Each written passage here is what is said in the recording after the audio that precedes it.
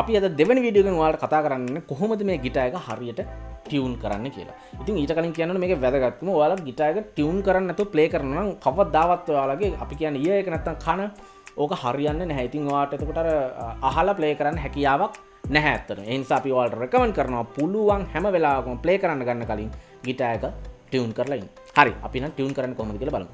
හරි සරලවම මෙච්චරයි. ඔයාලට ගිටාර් එක ටියුන් කරන්න තියෙන්නේ මෙන්න මේ ටියුනින් මැෂින්ස් වලින්. මේවා හෙඩ් ස්ටොක් එකේ තමයි බොහෝ විට තියෙන්නේ.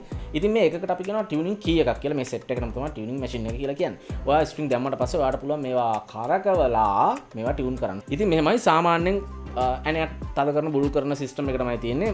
තද කරන්න පුළුවන් බුරුල් කරන්න පුළුවන්. හැබැයි මේ පොසිෂන් එක සාමාන්‍යයෙන් තියෙන්නේ මේ උඩ ටියුනින් කීස් වල. අපි වම් අතෙන් ගත්තොත් එළියට කැරකුවොත් මේක තද වෙනවා. වම් පැත්තට කැරකුවොත් මේක බුරුල් වෙනවා.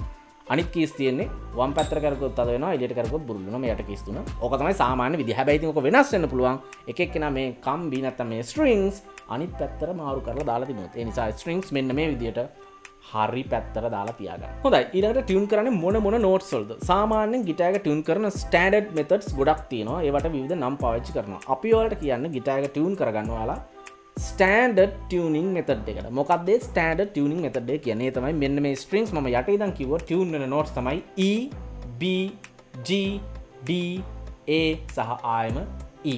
ඔන්න ඔය නෝට්ස් වලට තමයි ටියුන් වෙන්න ඕන ගිටාර් එකේ ස්ට්‍රින්ග්ස්. අපි මේ මෙතඩ් එකට කියනවා ස්ටෑන්ඩඩ් ටියුනින් මෙතඩ්.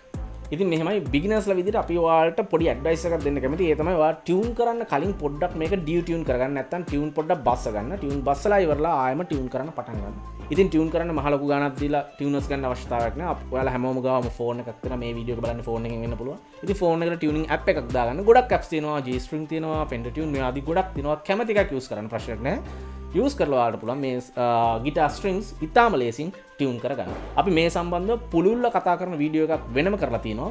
මේ තියෙන්නේ වීඩියෝ එක. ඔයාලට ඒ වීඩියෝ එක බලන්න පුළුවන් මේ වීඩියෝ එක බැලලා ඉවරුනාම.